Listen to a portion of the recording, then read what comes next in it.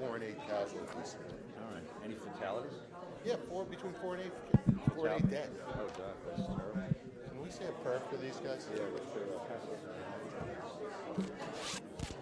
Morning, Pop. You okay? Morning, Gelman. How are you? Man of leisure. You look good. Good morning, everybody. Sorry? I make sure no one's taping it. So if you give it away and they tape it, they hate you. So you have to, I have to be careful here. I made 80. They caught the guy this morning. Did they find the guy?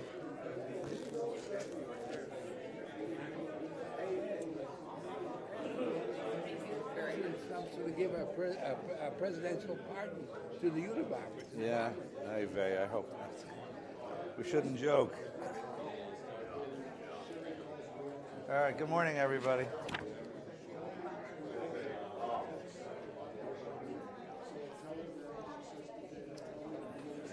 Good morning. Hi, how are you? You look nice. How you feeling?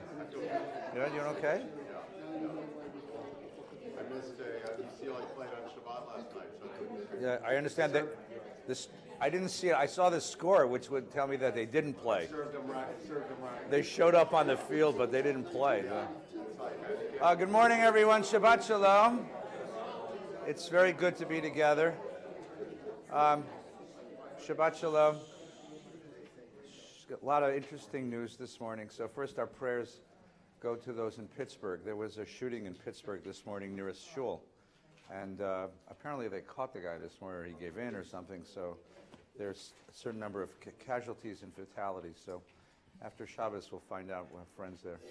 Just pray for those families and those people. It's a horrible thing. Thanks, Douglas. Anyone taped the game last night, waiting to watch it? I don't want to give away. You watched it?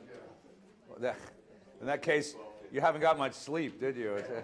So last night, the Dodgers and the Red Sox played the longest World Series game in history, and they probably would have kept playing, but they were running out of pitchers.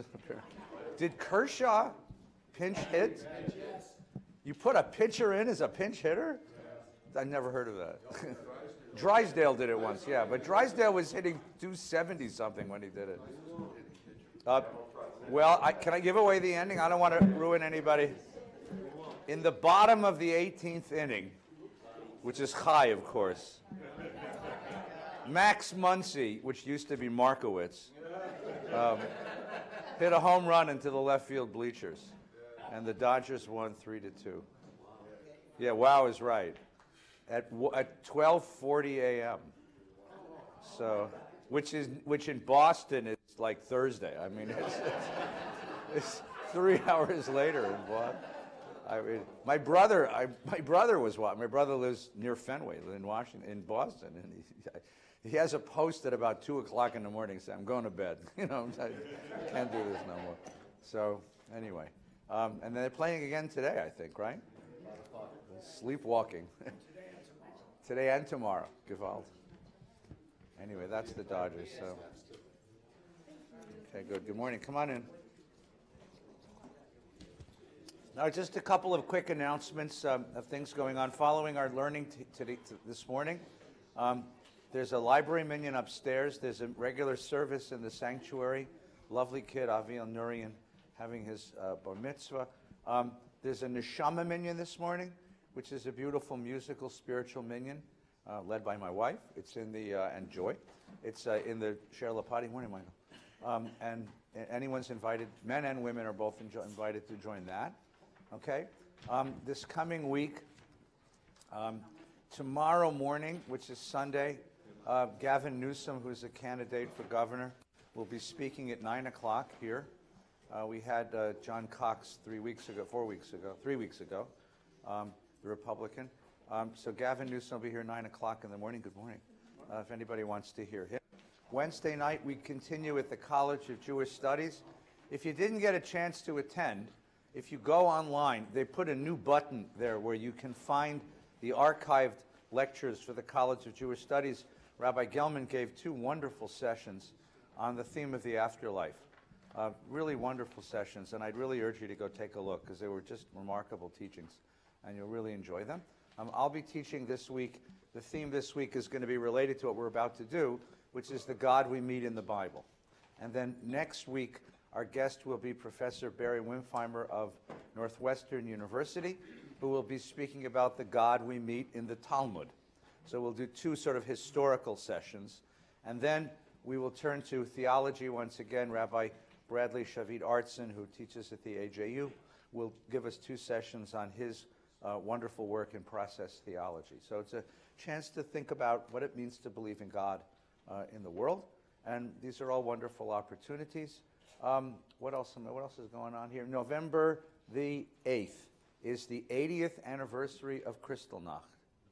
Kristallnacht was that horrible event that initiated the Nazi Holocaust in Europe. And in commemoration of the 80th anniversary of the Kristallnacht, we're putting on a play. Michael wrote a really wonderful, scary, wonderful play based on the Wannsee Conference, right? No. Go ahead. Go ahead. Where's the microphone? Where's the microphone? Douglas. Please. No, this is much prior to Okay. the Wannsee Conference. Yeah. This took place 3 days after Kristallnacht, when Hermann Goering called a meeting of the Nazi elite at Hitler's order, to make a plan to get rid of all the Jews of Germany, to get them out of the country, and make them destitute and take all their money. So this was 3 days after the. I'll just repeat what he said. 3 days after Kristallnacht, Hermann Goering, at the command of Hitler, convened a meeting of the high command and leadership of the Nazi government to create a plan to basically decimate and destroy the Jews of Germany, who had been living in Germany for 700 years. And this play reenacts that conversation. How does a country come to the decision to commit genocide? It's a reading of the play. It's a radio drama of the play, and the play is actually based on the stenographic notes that were taken by Hermann Goering's secretary. Yeah, the one thing that Germans are good at is taking notes. So they took exquisite notes. So Michael went through those notes and created a play so that we can be in the room and listen to the conversation about how a nation turns barbaric, how a great European nation. It'll be on Thursday night, November the 8th at 7:30. It's free for everyone to come. It's read by professional actors. It's not going to be a performance, but a reading of this play, but a radio drama, a professional reading. Please come. It'll be a very moving evening. I've seen the play, and the play is very, very moving. So please join us, okay? So, Neshama Minyan in service today. There's Parashat discussion after shul. I don't know what's for lunch. We had enchiladas last week, so I don't know what it is this week. This College of Jewish Studies on Wednesday, and on November the 8th, Thursday night, will be the reading of the Kristallnacht play. And of course, Tuesdays, not this Tuesday, but next Tuesday is Election Day. So please go out and vote. If you can make head or tails out of the propositions, please call me. My wife and I sat down. My wife and I both have degrees in Talmud. And we sat down with the voter's guide and a bunch of the guides that we found in the newspapers trying to figure out the propositions. Good luck. And we read English pretty good. So, all right. So good luck. Here we go. Let's learn together. How much room does a chicken need? This is what I'm worried about. So this week's Torah portion, if you have a Chumash, if you don't have it, you're not going to need it because we're going to use mostly this sheet. But if you have a Chumash, open to page 20, not 23, wait a minute, I lost the page. It's Vayera. It's 99, I think. Yeah, page 99. I want to make the observation that this week's Torah portion is superfluous. You didn't need it in the book.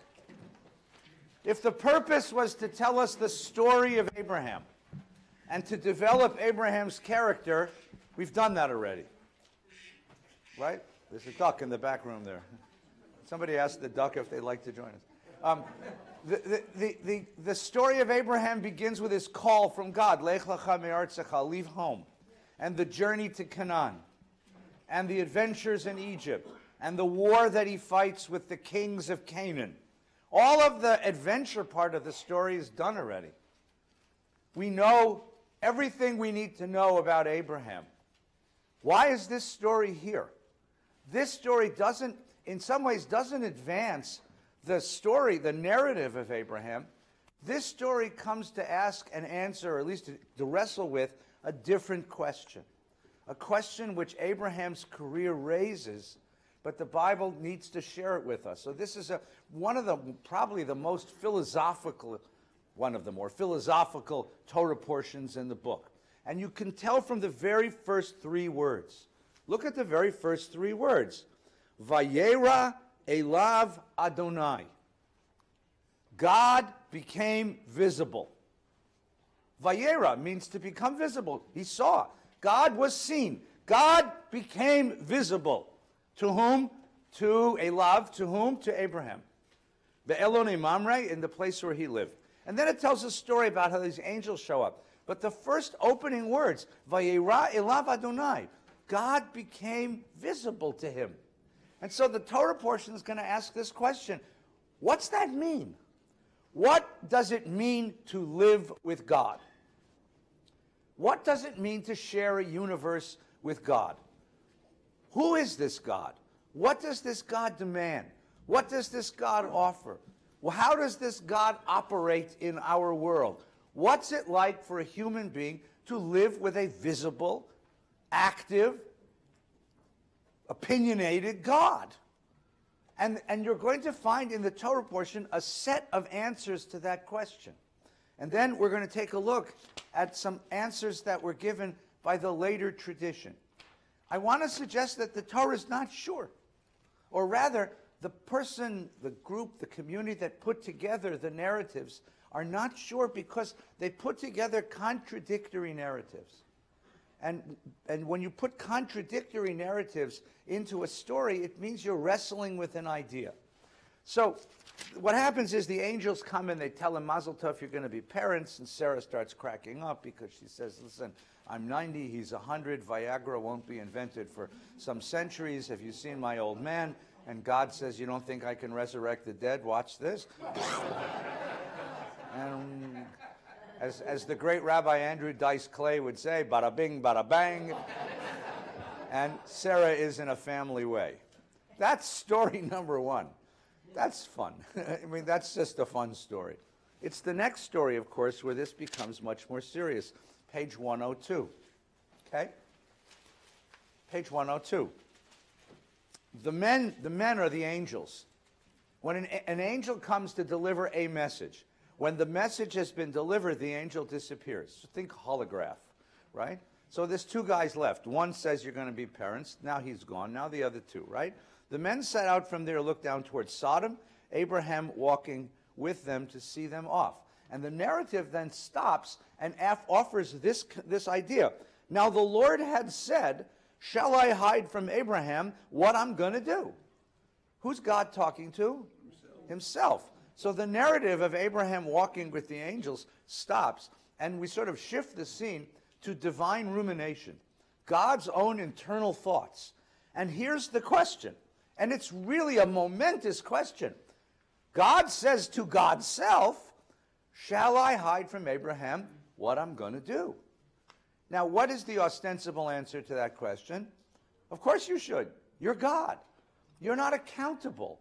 I mean, what fun is it to be God if you got to explain yourself, right? Me, I have to explain myself. I explain myself to my wife. I explain myself to the board of directors of the congregation. I mean, because I live in relationship to a set of people and institutions that bind me but allow me to be who I am in the world, and therefore I'm accountable to them. Is God accountable to man? That's the question. Does man have a right to ask God, what are you doing? Is that a question that can be asked? Now, if you're interested in this, we could spend a lot more time. We did it last year. There is a whole book in the Bible called Job, J-O-B, which is a book that Jews almost never read. Most Jews think it's in the New Testament. No, it's in our Bible. And the book of Job answers that question really clearly. Shall I hide from Abraham what I'm going to do? No. Yes, you should. God, you don't have to explain yourself to anybody. You're God. And no one could ask you the question, what are you doing? The book of Job is about a guy who suffers terribly, screams to heaven, why are you doing this to me? And at the end of the book, God shows up and says to Job, hey, little man, shut up. You have no standing to ask me questions. I created this universe. I'll do what I want. Be quiet. And at the end of the book of Job, I'll give you away the ending, I'm sorry. If anybody's taping it, hold your ears. Job says, okay, you're right. He gives up. He gives up. He says, I recant and relent, being but dust and ashes. I'm nothing. I don't exist. I'm insignificant. I have no moral significance to ask you questions. Man and God do not share a common moral language, which means man cannot say to God, what are you doing? All we need to do is look at the world and go, ooh, wow, and accept what God does. That's the book of Job. Now, here in Abraham, you get the opposite answer. Shall I hide from Abraham what I'm going to do? And then he goes, why? Because Abraham's to become a great nation, and the nations of the earth will bless themselves by him, and I've singled him out, that he may instruct his children and posterity to keep the way of the Lord by doing what is just and right. Because God is serving even a higher ideal than God, which is justice.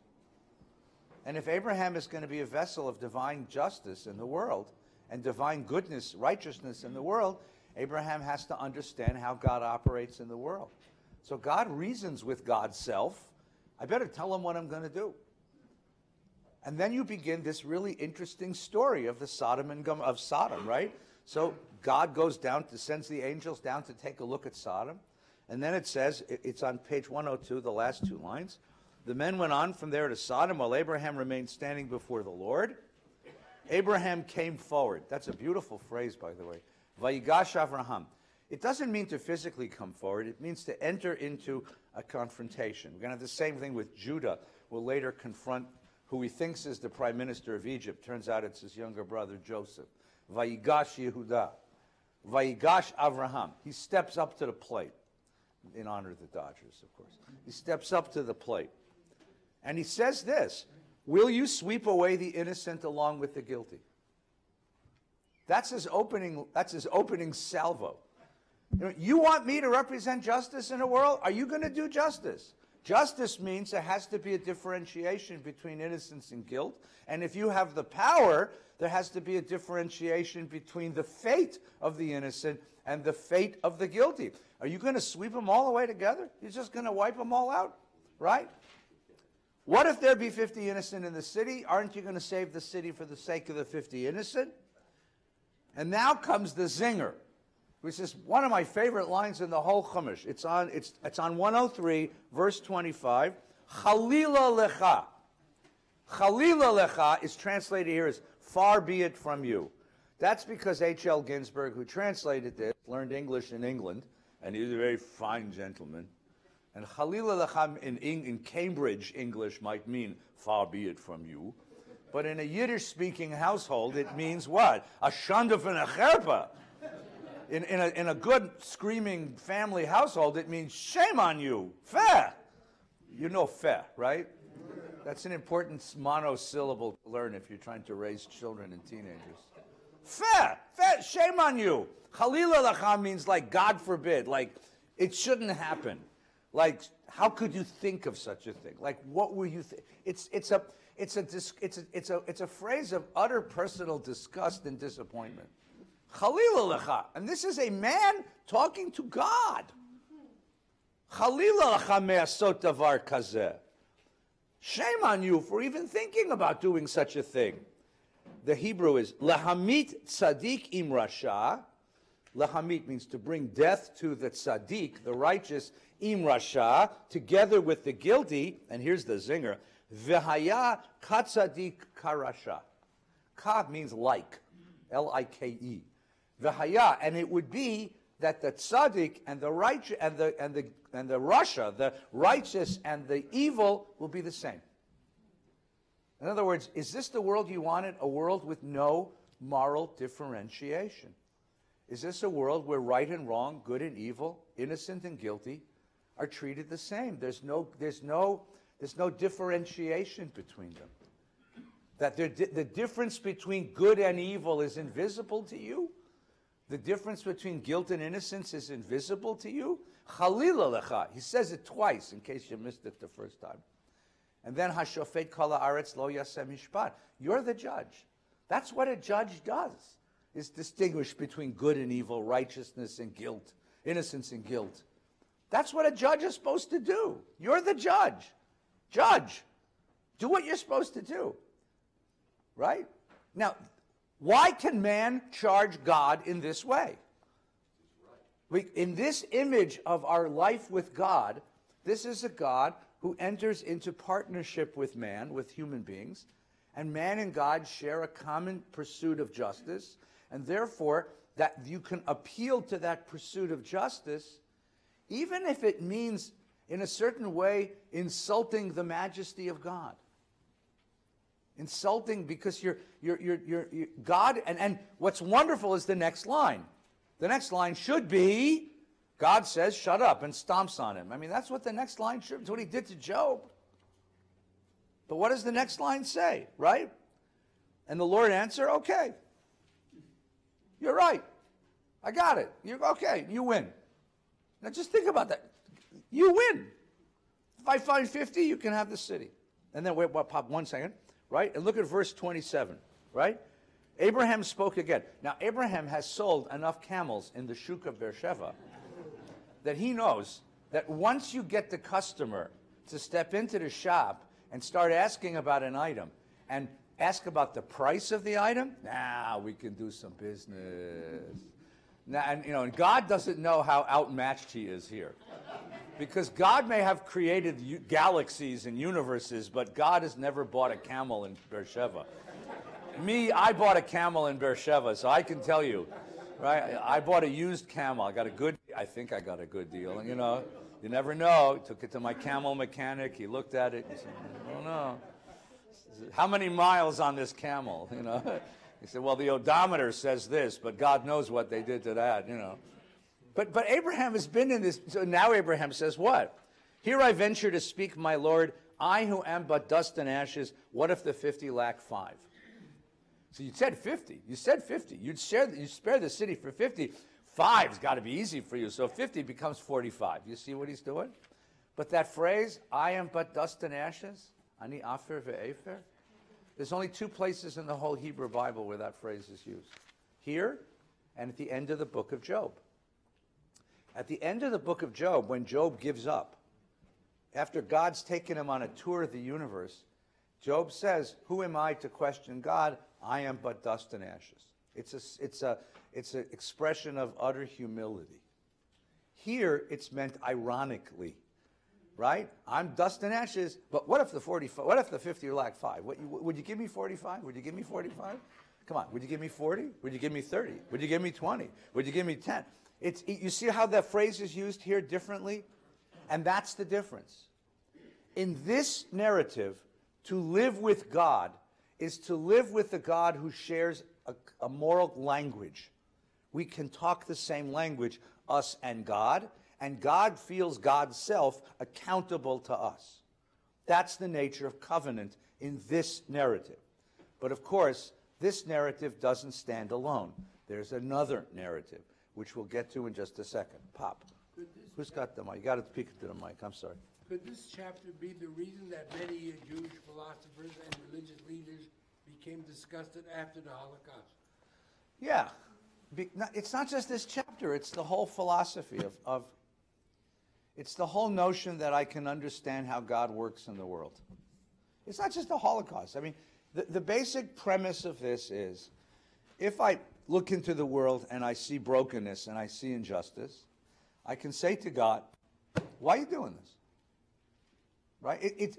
Here you see the expectation is that the world ought to be a world of justice, and that my rejection of my dejection or sadness, disappointment at a world which is broken is legitimate, because I expect a world of justice. Now, in a moment, we're going to see the opposite idea, which is much more like the Job narrative. The Job narrative says, you look in the world, you see injustice, suck it up and live with it. You can't do anything about it. It's built in. It's a question of what you expect when you walk the world. Do you expect a world of justice, or do you understand that the world really just doesn't work that way? You know, the world just isn't fair, and there's nothing that can be done about it. The Job narrative, in the end, preaches an ethic of acceptance. This narrative preaches an ethic of protest and resistance. And the question is, which stance in the world would you rather take? If you accept Job, if you take Job, you can live a life of serenity. Serenity means, like, you know, it's okay. Stoicism. You accept what happens to you. If you live in the Abraham narrative, you're always, you're always screaming at the television set. You're always upset. On the other hand, the Abraham narrative makes you an actor in the world. You have the dignity of being someone who's affecting the course and destiny of the world. The Job narrative, you gave that up. There's no sense of your efficacy. You can't do anything about anything. So this is a great question for Jews. I don't know if you've ever been to a church service. My friend invited me to his church. I have to tell you what a machaya this is. They embrace serenity as a religious value. Serenity is a word most Jews don't know. Because tranquility, serenity, peace, peace of mind, right? Peace of mind for us is P-I-E-C-E, of mind. I'll give you a piece of my mind, Jews don't come to shul to get peace of mind. They come to shul to give peace of mind, right? They don't come, and if you sit in this church and it's so beautiful. First of all, it's quiet. Nobody talks, right? Everyone sits quietly. And they have a singer, a cantor, who sings beautiful melodies and a choir. And the preacher preaches in beautiful tones, It's gorgeous. It's beautiful. I walked out feeling so calm, Then you come to shul. I brought my friend to shul. He says, no one shuts up. Like, everyone's talking to everybody. Everyone's.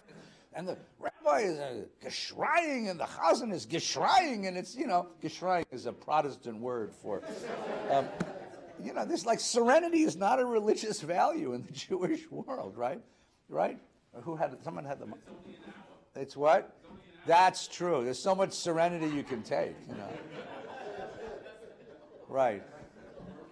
Yeah. In this particular situation, God is saying, in essence, I made a mistake. Yeah. Does that lead to that God is not perfect? Yes. The God of the Bible is not the God of Aristotle. The God of the Bible is not omnipotent, omniscient, perfect. The God of the Bible is learning.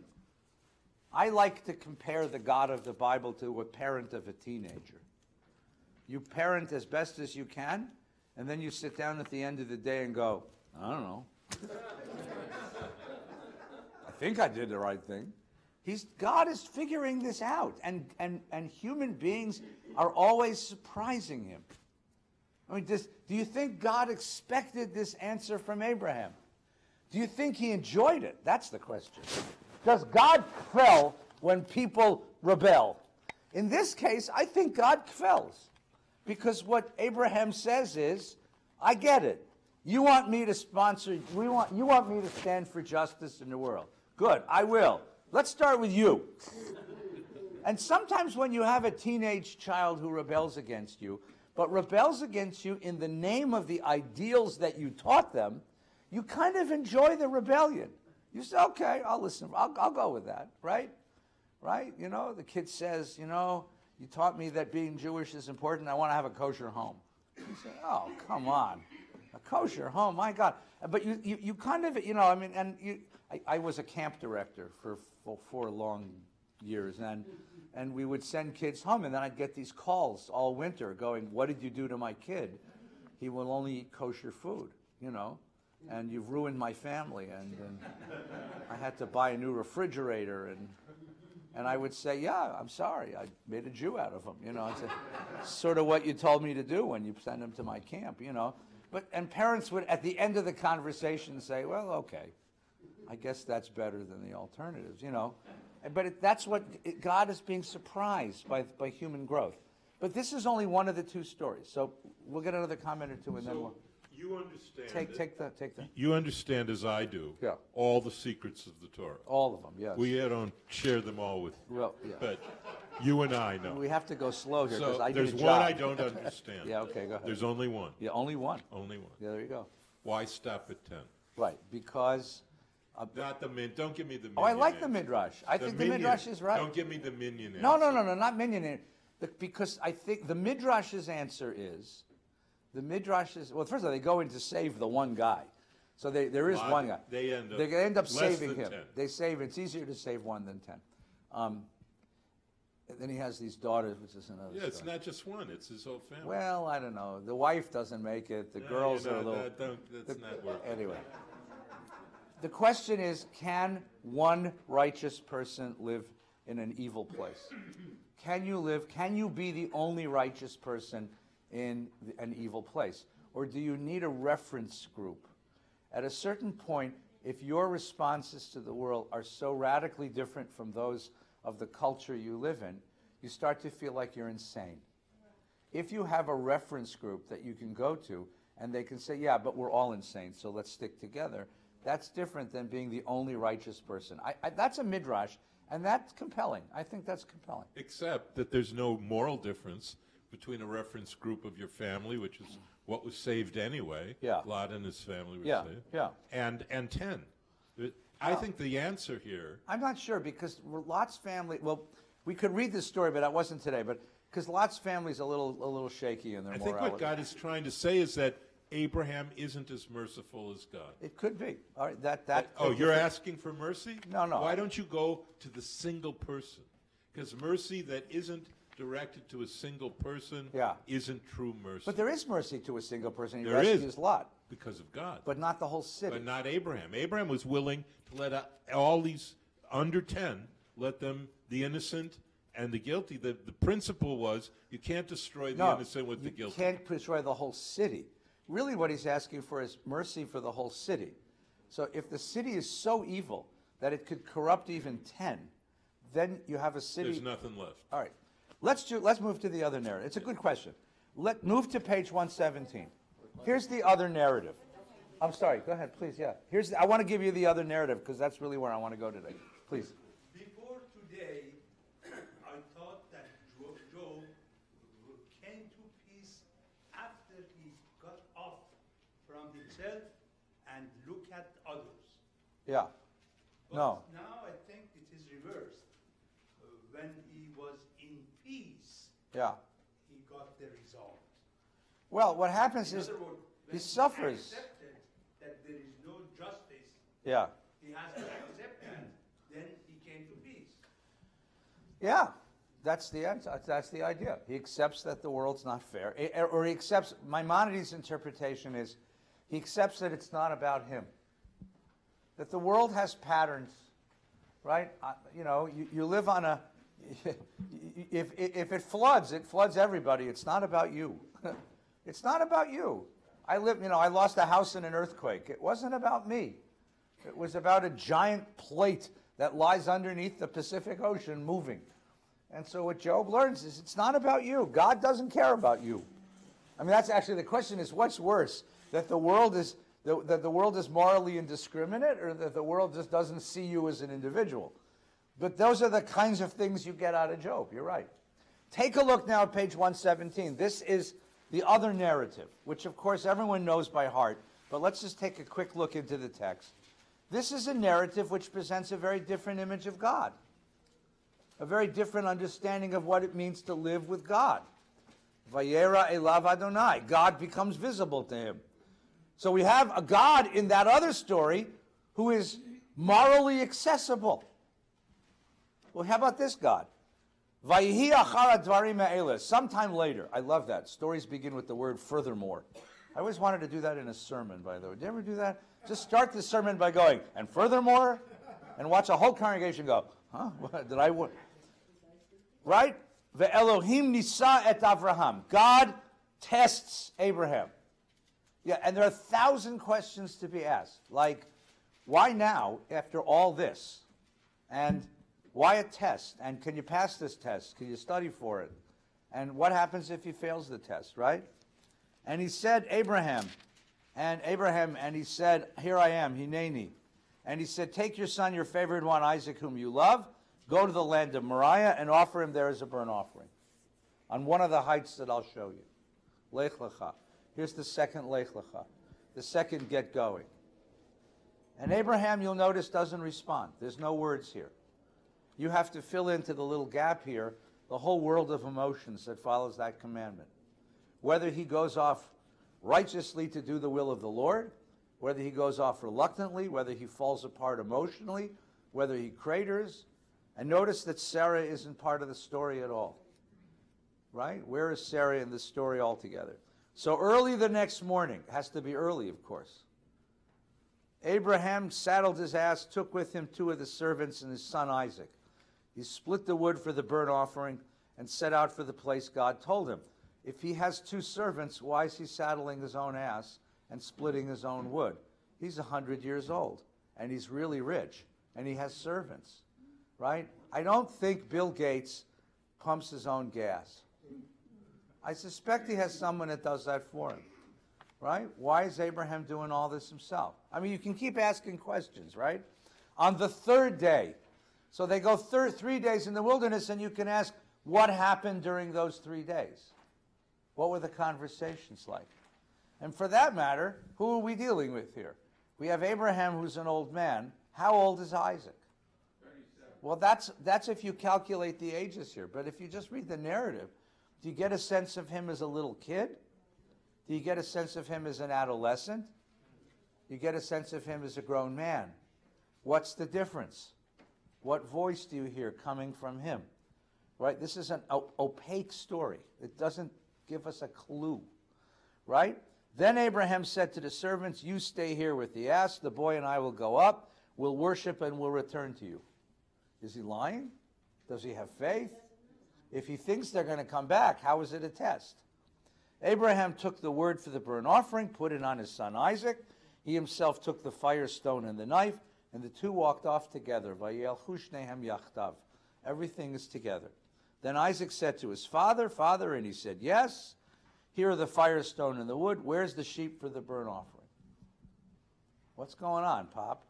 And if you say that in the mouth of a 5-year-old or a 10-year-old, it's a little different than if you say in the mouth of a 16-year-old, right? Or a 37-year-old, right? And he said, here's the fire stone and the wood. Where's the sheep for the burnt offering? And Abraham said, God will see to the sheep for the burnt offering, for his burnt offering, my son. That phrase, see to the sheep, Yera'elo. It's a really interesting phrase, Yera'elo. It will become visible to God at the right moment. They arrive, and they went on together. It says it twice. And they arrive at the place of which God had told him. When did God tell him? When did he find out? And Abraham built an altar. He laid out the wood. He bound his son Isaac. Now he's a 100-something-year-old guy. If it's a kid, you can understand him binding Isaac. But if Isaac's 16 years old, or 37, what's Isaac's role in this? Is Isaac part of the drama? And he binds him, and he laid him out on the altar on top of the wood. And again, no statement of Abraham's inner life. You don't know what his emotions are at this point, right? All of that has to be filled in. This is a story that's filled with these huge gaps. And Abraham picked up the knife to slay his son. Then, only then, then, an angel of the Lord called to him from heaven, Abraham, Abraham, and he answered, here I am. Same call and response as before. And he says, do not raise your hand against the boy or do anything to him. Who's talking? The angel. For now I know that you fear God. Who's talking? An angel. Since you have not withheld your son, your favorite one, from me. Who's talking? Now wait a minute, come on. Either it's an angel or it's God. How can you have an angel talking at the beginning of the speech and it turns into God in the middle? You see the problem here? Kind of weird, huh? And if you're going to stop him, why make him do it all together? What was the purpose of this? Did Abraham... Now remember, Abraham obeys orders.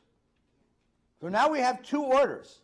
One order says, off your son for me. The other order says, don't touch the kid. Which order do you obey? Don't touch the kid. No, that's... Thank you. No. Which order do you obey? You get two. You're a soldier, and your commanding officer gives you two orders. Shoot, don't shoot. Which one do you listen to? If you listen to one, you've contravened the other. Which one is the authentic order? What do you do? And is it the same God that ordered the first and the second? You see the issue here? Come on, let's go. When Abraham looked up, he looked up. What was he looking at before? His eye fell upon a ram caught in the thicket by the horns. So Abraham went and took the ram and offered it as a burnt offering in place of his son. Wait, where is his son? Bound on the altar. And now you have a ram, right? Where is the son? Does it say that he took the son off the altar? Did he cut the ties and take the son off the altar? No, he just put this. It says mitachat beno, which means underneath his son. So where is the son? You see the problems here? Right. So Abraham took the ram, offered as a burnt offering. There's a beautiful poem by Yehuda Amichai, which I was going to give you, where he says, the real story, the real hero is the ram. Everybody else comes out of this story pretty much okay. He's the one who buys it in the end, So tell the story from the ram's point of view, right? He's binding his son. I'm safe, As long as he's going to off his kid, history may change, but I'm okay. Uh-oh, he sees me. Better run, Damn bush, that's, you get the idea? And Abraham named the site Adonai Yireh,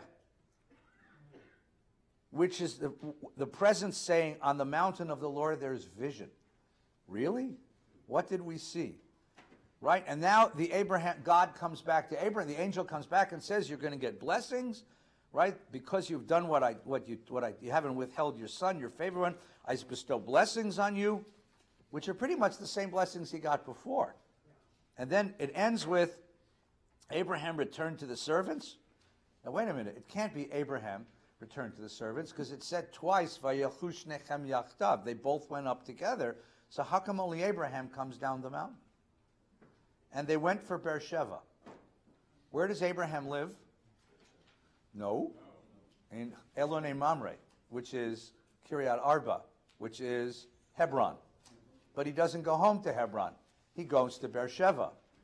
Why doesn't he go home to his wife? Well, why does he? And by the way, who does live in Beersheba? Hagar, the girlfriend.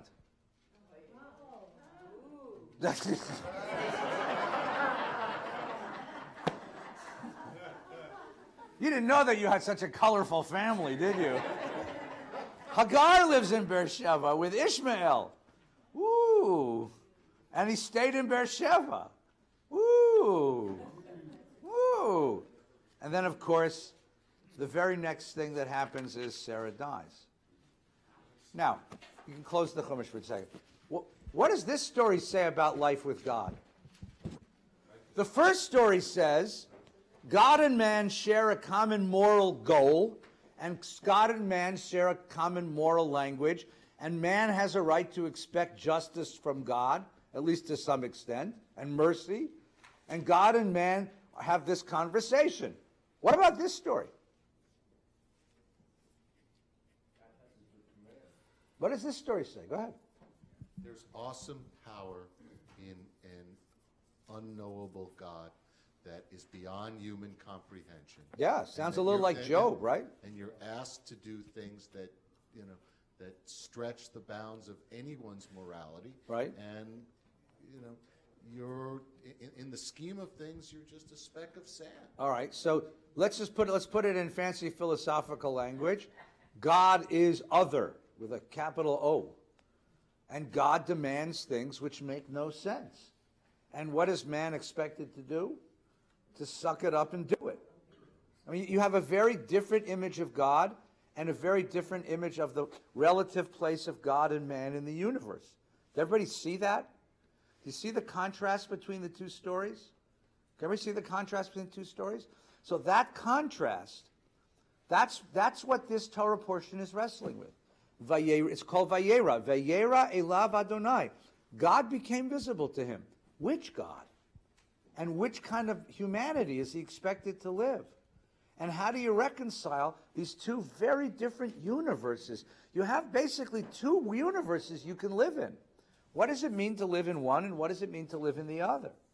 And this then becomes one of the great conversations for biblical interpretation, but more than that, for religious thinking, for all of our history, which is what I gave you on this page. Michael, you want to pass the mic around? Yeah. We'll pass it around. Yeah, there's a tremendous parallel between this story and the Native American vision of God, for instance, or what they consider the gods, in which there are dream visions. And it seems to me that this is almost like a dream vision that's driven by a gap in the story itself. Yes. The gap in the story takes place when it says that he lived among the Philistines, and then sometime afterward, this occurred. Right. The gap in the story is what happened when he lived with the Philistines. Right. What did he see? Okay. What were the great religious things that occurred among the Philistines? One of them was child sacrifice. Yeah. So he comes out of this Philistine moment with this dream vision. I think this has nothing to do with God at all. This has all to do with the internal life of Abraham and what he saw and what he envisioned. And this is a dream vision of how to worship God. And then he awakes to the reality of what's going on. Okay. Out of the vision. All right, so Michael's suggestion, Michael uses the previous narrative to understand the Akedah, this narrative. And the previous narrative is this narrative of life among the Philistines. And the Philistines lived, I mean, it's anachronistic, actually, because there weren't Philistines there when Abraham, but the Bible imagines there was. The Philistines practiced a certain kind of child sacrifice, and this is a dream vision, which is a response to that. Okay? That's an interesting way of interpreting the story. Please. What kind of God would ask a man to do this? That's the question. Answer the question. What do you think? How would you describe such a God? Wait. I'll get to you, Brian, I promise you. Now that you're the father of two children, you read this differently, don't you? If you're not, I mean, did it, I mean, that's my friend Brian, who's the father of two adorable little kids, right? Please, Evie. I can't give an answer to that. Well, but that's the point. I mean, a God who is other. What kind of God would make a man do this? Supposedly, this is the story that turned Kirk Douglas from believing in God when he was 12 or whatever age. This story. This is the story that turned Kirk Douglas into Spartacus. From Moses and Ben-Hur to Spartacus, right? But this is a story of a God who is other, and a God who makes demands which we don't understand. And you have the other story, which is God who's very close and whose demands we can negotiate. Go ahead, please, Farzan. I understand Maimonides' discussion about us weaning from doing sacrifices. But what is God's obsession with sacrifice, human or animal? Right. What does it do for God? This is the mode of worship that was common in its time. This was, if you read the Bible, let's go back a step. When you read any ancient text, any text, it's interesting to notice the details which the text takes for granted. I'll give you a little silly example, then we'll come back to sacrifice. You all know the story of Cinderella, right? Okay, you know the Cinderella, a glass slipper, the whole schmear, right? We don't know if Cinderella happened. Probably not. However, you know one thing, that the people who wrote Cinderella wore shoes. Because the narrative of Cinderella assumes shoes, right? It would make no sense in a shoeless culture, right?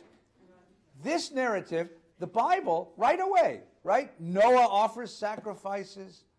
Cain, Abel offers sacrifices. Everybody's offering sacrifices. Sacrifice was a cultural form of worship, of obedience and worship of a divinity, of God, of a God, which was accepted as the common way of doing it and taken for granted.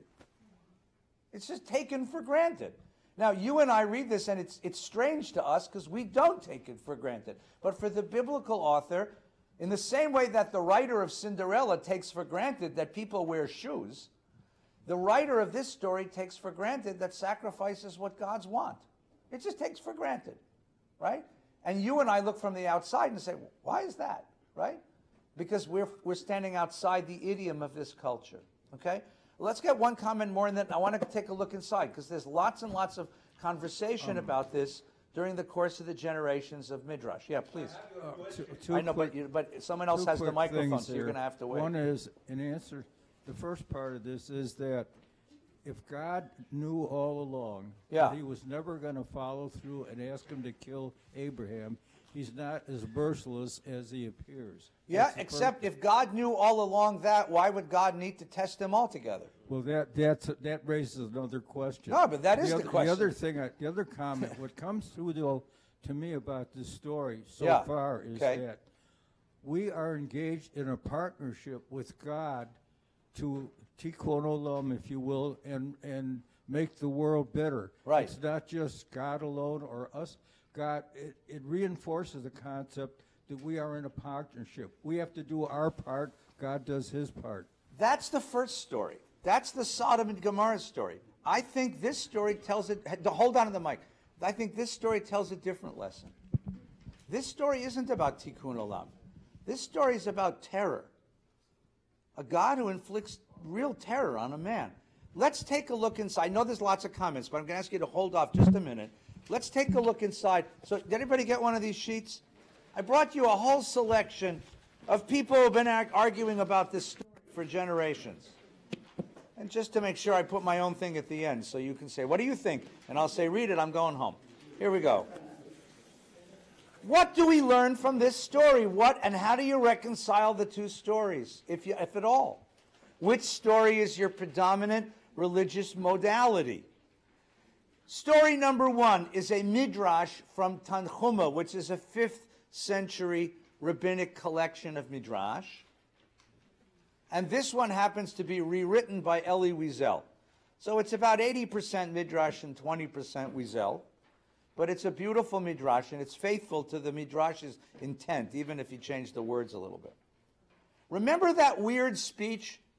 Abraham's holding the knife, and the angel says, don't touch the kid, because now I know you fear God. And then by the end of the speech, it's God talking. Now I know you fear me.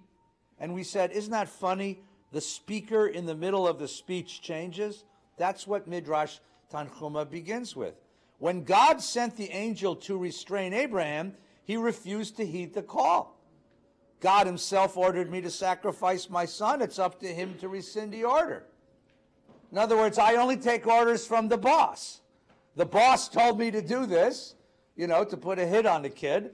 I'm not taking any underling's word for it. I'm obeying the rule, right? So God shows up to rescind. In the middle of the speech, God shows up. But Abraham struggles to continue. That's the great scene. In other words, what does Abraham do? He puts the knife at the kid's throat and says, all right, you listen to me or the kid gets it. He holds the kid hostage. And who is the kid?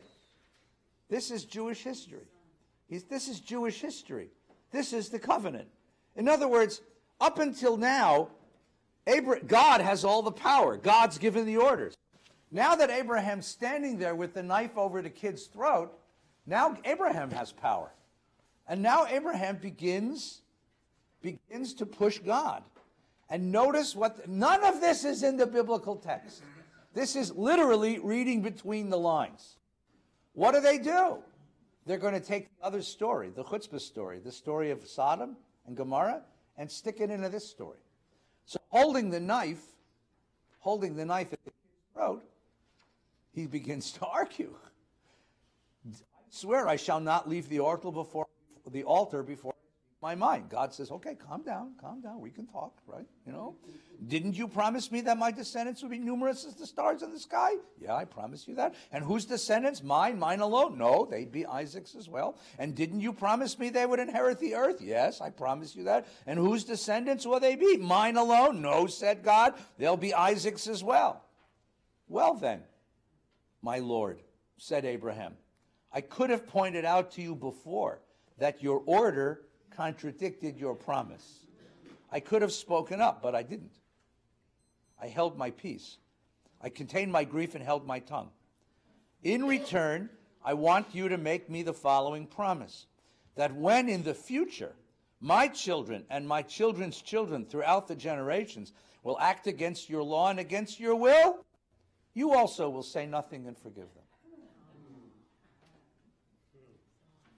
We read this when? On Rosh Hashanah. Why do we read this story on Rosh Hashanah? Not because of the ram.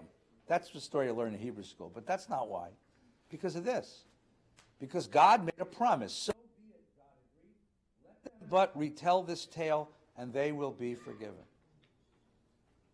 Let them tell the story, and the story itself affects forgiveness. Now, think about that for a minute. What tale? Because what this story has, what this midrash has done, is completely overturned the traditional, the literal reading, the pshat reading of the text. It's no longer Abraham as obedient servant of God. It's Abraham forcing God's hand. Right? Is that the story that God wants us to tell every year? And if we tell that story, why are our sins forgiven? In other words, any distance between us and God is healed by a telling of a story of a man who forces God to do what's right, even if it's against God's own words. The chutzpah of the thing, you see? So what the rabbis have done in this midrash is completely turned the story over, right? Instead of it being a story of Abraham's obedience, his obsequiousness, his giving in, it becomes a story of Abraham returning to the persona of Sodom and Gomorrah and taking on the power of the argument. It's chutzpah again. That's one way to read the story, okay? Here's the second way. Completely the opposite now. You ready? Are you okay with the opposite? There's a midrash which I forgot to put on here, which I could have and I should have. Abraham, remember the 3 days journey? So the midrash asks, what happened during the 3 days journey? And the midrash says, an angel, or God, appeared to Abraham as an old man. What is Abraham? An old man. He sees God as an old man. And the old man asks Abraham, where are you going? And Abraham says, we're going to offer we're going to go worship our God. And the old man says, where's the animal you're going to offer? And God and Abraham says, we'll figure it out when we get there. And the old man turns to him and says, you're offering your son. Have you lost your mind? This is the kid you waited for your whole life. This is the kid your wife waited for your whole life. You're going to kill him? Have you lost your mind? Have you lost your mind? And Abraham says, no, I am doing the will of my God. So in the midrash, it becomes what? An act of surrender. Surrender as a religious modality. Surrender as a religious modality. So the guy who wrote this the best was a Danish philosopher of the 19th century named Søren Kierkegaard. He was a very depressive fellow living in a very depressive country at a very depressive time. Okay? And he writes depressive philosophy. His happiest book is called Sickness Unto Death. And then he wrote a sequel called Fear and Trembling, right? And then there's a book about dread. I mean, they're a happy fellow, right? Right? You know, and so this is what he... Well, besides, and he had a girlfriend that he gave up. If he didn't, Regina. If he had married her, philosophical history would have been different. This is what he wrote. And he tells a story. Here's the story that he tells. He says, there's a guy who goes to church in Copenhagen, and he falls asleep during church services, could happen, and he wakes up in the middle of the sermon hearing the preacher preach about what a great man of faith was Abraham, because he was willing to sacrifice his son to the Lord, And that's what God wants. So the guy goes home, takes his son, takes him out to the highest mountain around Copenhagen, binds him to an altar, and raises a knife over him, and the police show up and arrest him for attempted murder and child endangerment. And Kierkegaard asks this question: what is the difference between Abraham and your garden variety child abuser? Scary question, right? What is the difference between Abraham and your garden variety child killer, child abuser? And this is what he writes. The story of Abraham contains, and here is a phrase that I want you to try to drop into conversation sometime during today, right? A teleological suspension of the ethical. I know, I'm glad you asked, right? All right, what is the ethical? The ethical is our sense of right and wrong, right? And we would normally believe that it is our duty to do what is right and shun what is wrong. Everybody agree? That's what religious people do. They do what is right and what is wrong. But, says Kierkegaard, once in a while, God tells one person, I want you to do something which is, I want you to go to a level above morality. I want you to suspend morality and go to a level which is even higher, which is called faith. A suspension of the ethical. Teleological means for a purpose. The purpose here is to worship God. In other words, what I want you to sacrifice is not just the kid. I want you to sacrifice your normal sense of right and wrong. I want you to do something which is patently immoral, but do it for me as an act of faith. Okay? As an individual, let's read together. As an individual, he, Abraham, became higher than the universal. The universal is don't murder, protect life, a father's love for his kid. But once in a while, God comes to an individual and says, I want you to do something immoral. I want you to sacrifice your morality for me. Out of love for God, sacrifice your morality. This is the paradox which does not permit of mediation, which means I can't tell you how this works. It is just as inexplicable as how he got into it, as it is inexplicable how he remained in it, if such is not the position of Abraham. If that's not how you interpret Abraham, then he's not even a tragic hero, but a murderer. I mean, a tragic hero is a person who gives up that which is most valuable to him or something that's moral in order to achieve a higher goal. Agamemnon sacrifices his daughter to save his kingdom. That's a tragic hero. That's a tragic hero. But Abraham's not accomplishing it. Not saving anybody by sacrificing Isaac. He's doing it only because God said so. And Kierkegaard said it's the only way that you can understand the story. Otherwise, it makes absolutely no sense.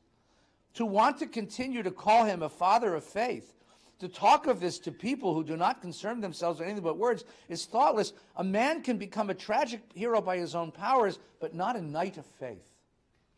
When a man enters upon this way, in a certain sense, the hard way of the tragic hero, many will be able to give him counsel. I mean, Agamemnon could talk about what he needed to do, but who could Abraham even ask? Anyone who asks would think he's insane. Faith is a miracle. Now, you see what Kierkegaard is trying to do. He's trying to make sense of Abraham, right? But you can sense already in this the danger in that idea, right? Before we jump to the danger in the idea, there are two contemporary Jewish philosophers who agree with him. One of them is Soloveitchik. Joseph Soloveitchik is the great Rav of modern Orthodoxy, Rabbi of Yeshiva University, and he writes the following. This will blow your mind. Although the Torah forbade human offerings, it did not invalidate the idea behind it. Just think about it. God doesn't want you to sacrifice your kids. But in a certain sense, he does. Right? Not really, but sort of. That man should sacrifice his own self. That it is proper that man spill his blood and burn his flesh, rather than just bring a bull or two pigeons. God does not seek offerings from man. God seeks man himself. So what is he saying?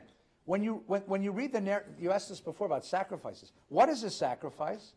Says Soloveitchik, every sacrifice is me. In other words, when I come to the altar with my sacrifice, what I'm really doing is lying down on it myself. And then at the very last minute, they switched this animal for me. Sacrifice is giving up the self to God. Right? Do you see this? This is the foundation of sacrificial practice, and it's on this idea that the story of the binding of Isaac is based. On unconditional self-sacrifice of body and soul, the Jewish faith is founded. So what is he saying? You give up yourself to God. You give up everything to God, right? If man is the property of the Holy One, blessed be he, that's God, when he hears the voice of God calling him, take your son, your only son, and offer him for a burnt offering on one of the mountains, he has no other choice than did Abraham, and Abraham rose early to do it. Abraham was cognizant, he was aware, that by requesting Isaac, God actually annulled everything, including the fellowship between him and Abraham. Namely, almost irrational, naively, almost irrationally, did he conceive the demand as somehow compatible with the whole. In other words, the stuff that Midrash said, that he knew that this was the end of the covenant, he got that, but he did it anyway. He carried it out as if it were another means leading to the realization of the eternal covenant. By acting in the way he did, Abraham unconsciously relieved the tension and reconciled himself with God. I mean, he denied all that would be lost in this because he wanted to give God everything, and that's the religious stance. For Soloveitchik, surrender to God, body and soul, is what religion demands. Right? Faith represents this peculiar attitude of leading a life fraught with realities which contradict the very ideal for which the faithful suffer. I just want to get through some of this stuff, then I'll stop. The other writer who talks about this is a very famous, in Israel, a very famous guy. He's not famous here. His name is Yeshaya Leibovich. Leibovich basically says, Leibovich was, by the way, a polymath. He was a doctor of medicine. He had a PhD in biology. He taught in the medical school, the science faculties, the law school, and the philosophy departments of the Hebrew University. Like one-man university. He knew everything. And I used to sit in the law library with him, and I'd go ask him questions. He was actually a very sweet man, except when he wrote. When he wrote, he was a lion. But in person, he was a very nice man. Leibovich basically says this, look, when you pray, when you approach God, if you do it for any reason other than to show your obedience and loyalty to God, you're just worshiping yourself. God says do a mitzvah. Do a mitzvah. Do a commandment. If you do that mitzvah because you want to bring justice to the world, you're not worshiping God, you're worshiping justice. If you do that mitzvah because you get a warm, sweet feeling about it, you're not worshiping God, you're worshiping your own warm, sweet feeling. The only reason you do a mitzvah is because God said, do it. And you do it. You march off to do it. Real religion, purified of all of this other junk, and he called it that, is this pure obedience to God, surrender to God. We might say mindless surrender to God, but that's his point. It was Abraham who first burst the bounds of universal human bondage, the bondage of man to the forces of his own nature. He's a father, he loves his kid. But God said, sacrifice that. Not everyone is Abraham, thank God. And not everyone is put to such a terrible test as the Akedah, that's the sacrifice. Nonetheless, the daily performance of the mitzvot, which is not directed by man's natural inclinations or drives, but by his intention of serving God, represents the motivation animated by the Akedah. You do a mitzvah for one reason, because God said so. And all you do is say, yes, sir. You don't ask for anything else. From such a standpoint, the question, what does religion offer me, must be completely dismissed. The only proper question is, what am I obligated to offer for the sake of my religion? That's a tough as nails guy. So comes along Martin Buber. You see the argument here? And Buber writes an answer to Kierkegaard. And it's an interesting answer. He says, Kierkegaard takes for granted something that cannot be taken for granted. In the world of Abraham, much less our own world.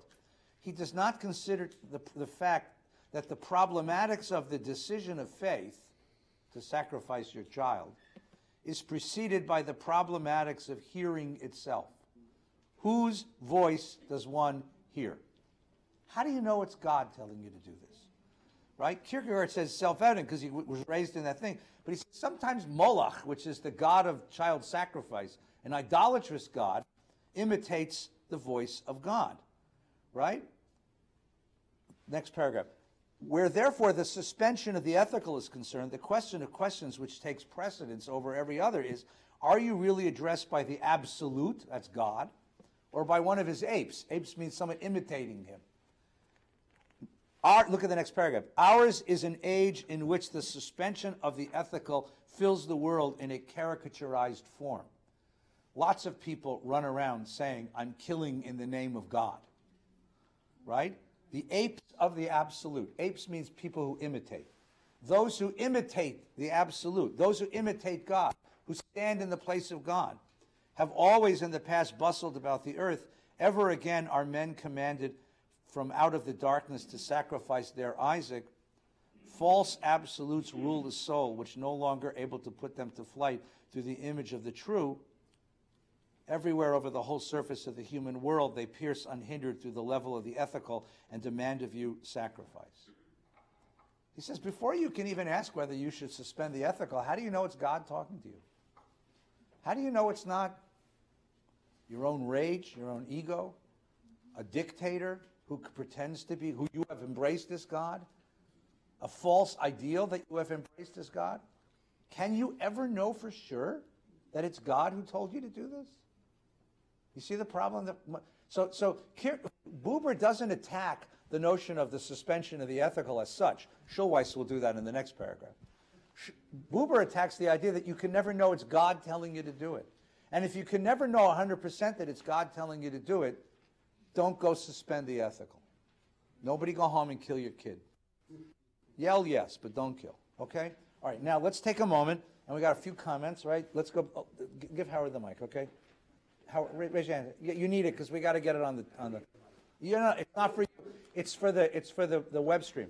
I always wondered. Thousands of people all over the world waiting to hear you. Oh my gosh! Okay. Sing for us. Melancholy Baby. Yeah, anything would be fine. That would be appropriate. Yeah. I always wondered why this was in the Bible. Yeah. In the Torah, I figured that everything has to have a purpose, and why whoever wrote the Bible would put a story like this in there. Since I was a kid, I thought this was a ridiculous story. But now that you brought up that the Philistines actually did sacrifice their children. Well, that was Michael's point, yeah. That the purpose of putting this in the Torah was that God does not want you to kill your children, and we're speaking out and telling you this now. Okay, so Michael suggested that idea, and that's one of the interpretations of the story. The problem with that interpretation, if you want to attack it and criticize it, it's an interesting interpretation. It's an important interpretation. At the end of the story, that's not what God says. If that were the point of the story, it would say, and so God said to Abraham, through your generations, don't sacrifice your children. God doesn't say that at the end. In fact, he says in some ways, the opposite. Because you were ready to sacrifice your kid, I'm going to give you umpteen blessings. In some way, the end of the story contravenes that interpretation. Because God doesn't regret having told him to do it. God actually thanks him for being ready to do it. God doesn't condemn him for doing it. God rewards him for trying to do it. And that makes it even more problematic. Now, so far, you have two models. So you have this, you had the Tanhuma, which made into this story a replica of the Sodom and Gomorrah story, where God becomes morally accessible again. And then you have the opposite, which is the Midrash of the old man, Kierkegaard, Leibovich, and Soloveitchik, who say surrender, giving up everything to God, is the ultimate religious move. That's part of religion. That's what religion demands of you. And then you have Buber, and we can take a look at Schulweis if you'd like, who says, too many people in the world ready to do that. Too many people in the world ready to fly airplanes into buildings because God told them to do it. We don't need that. That's not true religion, right? Schulweis's answer, I think, is very indicative. If you'll just turn the page over. Schulweis says, the real victory of Abraham passing the test, is that he knew there are times when to obey a voice is blasphemy, and when dissent is the sanctification of the name of God. Rabbi Schulweiss's last book was called Conscience. And the subtitle of the book is The Duty to Obey, the Duty to Disobey. So for Schulweiss, the first voice was the voice of God. Sacrifice your kid, right? The second voice, the one that said, don't touch the kid, was the voice of Abraham's own conscience. And in this case, conscience overcomes the voice from heaven. And that's what makes Abraham a hero of the story. It's the birth of conscience. It's the birth of conscience. And the phrase yirah, which means fearing God, is actually the Bible's term for conscience. It's used elsewhere in the Bible whenever we talk about sort of common decency, the morality of ordinary people, without the necessity of having a Torah to tell you what to do, just a basic sense of right and wrong. So if you'll take a look just at the end of Schulweiss's statement on the third page, conscience is our beloved child. The Isaac we have born. You have a conscience. Don't bury it. It's your most authentic self. Don't suppress it. It lies at the root of your moral, political, personal choices. It is more powerful than you think. If you deny it, it will not let you sleep. It is the voice that speaks out even against your material self-interest. It may earn you criticism. This episode of the Akedah is resolved by repudiating the false split. It is not suspending the ethical to honor the divine. It is the Judaic revolution that unites morality and theology. The still small voice with the voice of God that recognizes morality, justice, and love as the criteria of the authentic voice. For Schulweiss, it's not, you never suspend the ethical out of obedience to God. God doesn't command immoral things. The voice of your conscience is the voice of God. That's Rabbi Schulweiss's rebellion or critique or rejection of Kierkegaard and rejection of Leibovich and Soloveitchik. Okay? That's his answer. Okay, we have a couple more comments. So pass the mic over here and we'll get back to the front in a minute. Yeah. So I love this story because I think that it's impressive that Abraham is willing to argue with God for what he believes is right, but doesn't argue with Sarah when she tells him to take Hagar as his mistress to have another child yeah. with her. And I think that as I've said many times before, don't try that at home. No. So leave the au pair alone. Enough tsuris in this community. It wasn't good for Abraham. It won't work for you either. There are certain suspensions of the ethical you should never countenance. That's one of them. So he does that, and I think that he's choosing between Ishmael and Isaac, and we're actually descended from Isaac. Right. He went off to Beersheba to be with Hagar. And I think that it's yeah. his own mental breakdown. It could be. Look, the giving of the concubine, of the maid Hagar to Abraham is another one of those details of the story which the Bible takes for granted. The Bible takes for granted a man marries a wife and has sexual fidelity with his wife, but he can also have sexual fidelity with other members of his household, and that's acceptable. That kind of relationship was acceptable. It's only in this particular story that a miracle happens and the wife is given precedence and the kid is born, okay? I think Rabbi Gelman, first let Ronnie speak and then Rabbi Gelman. I'll be there, Josh, I'll be there in a minute. I'm done in 5 minutes, okay? Thank you. In the Muslim version of the story, yeah. Isn't Ishmael the subject of the... We could spend a whole day on the Muslim version of the story. Reuven Firestone, who's a dear friend, teaches at HUC, wrote his doctoral dissertation in a very wonderful book about how the Islamic tradition interpreted this story. There are 19 versions of the Akedah story in what we would call Islamic Midrash. 10 of them, he sacrifices Isaac. 9 of them, he sacrifices Ishmael. But what's interesting about all of them, and this is interesting about, in all of them, the person, Isaac or Ishmael, is a grown-up. Abraham is hesitant to perform the sacrifice, and it's the kid who says, Pop, this is what we have to do to obey God, so let's go ahead and get it done. And you can hear the seeds of an Islamic tradition of martyrdom in the Islamic midrashim on the Akedah story Very interesting story. Very interesting construction of the story. Okay? Rabbi Gelman, please. So I think that the Torah gives us the answer to the Akedah. It's quite unique that there's a midrash built into the story. Okay. This is the only story in the Torah that begins Vayhi achar hadvarim ha'eleh. Right. The only one that says, wait a minute, this is going to be troubling. Yeah. But the reason for this story is because of what happened before the story. Right. Okay, so what happened before the story? What happened before the story, to put it simply, is Abraham's acquiescence to the anger of Sarah, okay, to torture and expel and essentially murder Hagar and her son Ishmael. Right. Hey, Sarah says, I'm upset with them, and instead of Abraham saying, shut up. He's my kid. He's my kid. Right. And the Torah says it's an Amma, it's not an Isha. So right.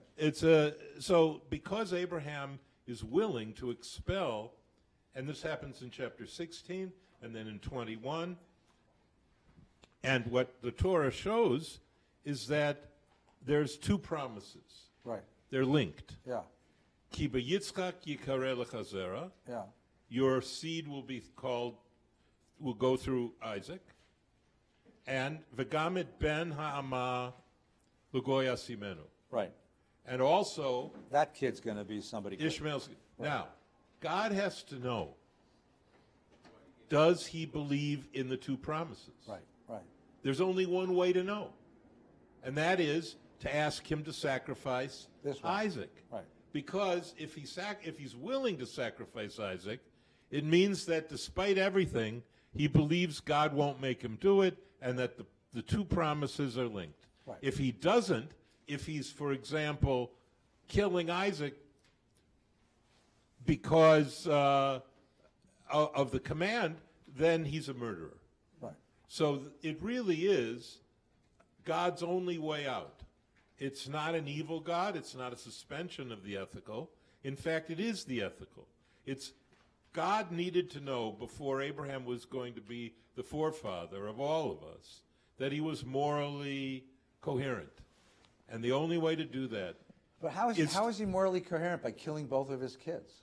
No, because maybe I missed that point. Because he was willing to expel Ishmael. Right. But he could have thought, because of the promise, right. Well, I'm not really murdering them. There's a promise that they're going to be a great nation. Okay. And the same is true with Isaac. Yeah. But if he has full confidence that God's not going to go through with it, how is it a test? It's a test because... If I know that I'm going to pass the driving test before I step into the car with a man named Lloyd... He doesn't right? know. He was a very nice man, by the way, and he got me through, and I passed.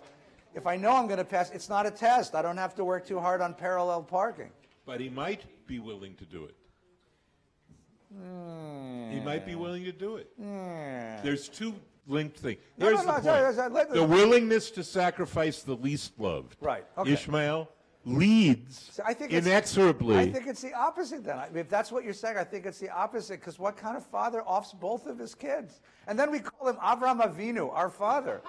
A father Thank who God had... my father had other ideas. I mean, instead of killing us, he sent us to college. I mean, but he had two promises. Yeah. He had two promises. Yeah. I was just thinking, yeah. if I had given in to my being a Zionist, yeah, and I had stayed in Israel, yeah. either you or one of your brothers would have been killed in one of the wars. That may guaranteed. be. Yeah, you don't know. Guaranteed. You never know that. You never know that. Look. So what we have here is the following. Just to finish, okay. The reason I brought all this is because I wanted you to see what this parsha does. Is ask us this question, Vayera elav Adonai. What is it like to live with God? And you have a whole variety of answers, because this is the great religious quest, the great religious question. If you have a moment, I wrote a little piece for the Jewish Journal once. This is a feminist answer. That there's someone's voice who's missing from the whole story. And that's the mother's voice. And if you put the mother's voice into the story turns upside down. That's a different way to understand it, right? It's a way to understand it. in a different generation from a different point of view. And there's another set of traditions about resurrection. In all of them, you have this question of, what does it mean to live in the world with God? We'll pick this up next week. Thank you. Take care. Have a good Shabbos. Bye. Wouldn't Leibovitz been made more comfortable in Islam, and wouldn't